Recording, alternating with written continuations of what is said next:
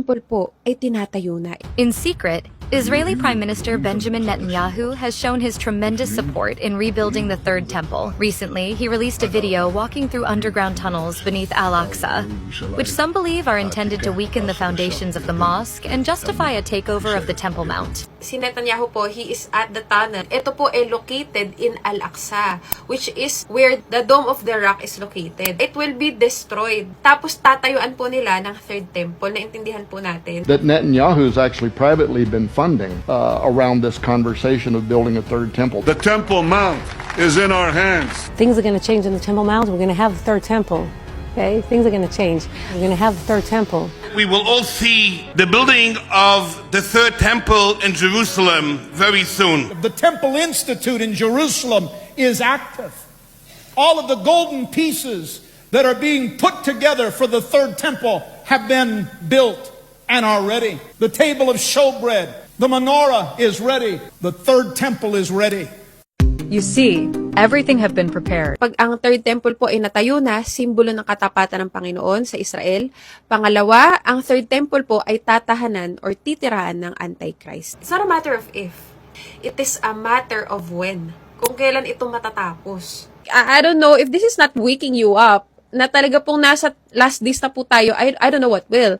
If you will ask me, sino pong maliligtas sa rapture? Ang tanging paraan para tayo po ay makasama sa rapture, it is when you have Jesus Christ in your life. When you say you have Jesus Christ in your life, ibig sabihin po nun, ang Holy Spirit ay nasa sa iyo. Kung ikaw pa rin nasusunod sa buhay mo at hindi ang Holy Spirit, hindi si Jesus Christ, ibig sabihin, hindi ka patunay na binago. Ito po, sasabihin ko po sa inyo, lahat po ng born-again Christian dyan, kahit ikaw ay nag-a-attend ng born-again church, pero walang tunay na pagbabago sa iyo, if you are not manifesting the fruits of the Holy Spirit inside of you, baka hindi ka talaga tunay na ligtas. Hindi po tayo nagkukondena. Wala pong perpektong Kristiyano rin po, just to balance it. Ngunit, ang tao pong tunay na tumanggap kay Jesus Christ, hindi na po nabubuhay sa kamalian. Hindi na po siya nabubuhay na nakukontento po siya, na araw-araw po siya ay nakababad sa kasalanan. Ang tunay na tumanggap kay Jesus Christ, umaalis na sa maling buhay, nabubuhay na ng may kabanalan, nagkakamali, ngunit babalik sa Panginoon, pero hindi na siya nagbababad sa kasalanan. Yun po ang tunay na Kristiyano. Two things that we have to do now in the last days. Number one, get yourself right with the Lord. Kung nanlalamig ka sa Diyos, bumalik ka na. Number two, share the gospel now. Kahit i-reject ka, it's okay. To those who are not sure if they will be raptured, okay lang po ba na tayo po yung mag-pray ngayon at magde-decide? Pero ang tunay na tatanggap kay Jesus Christ, guys, ito ay decision talaga ha.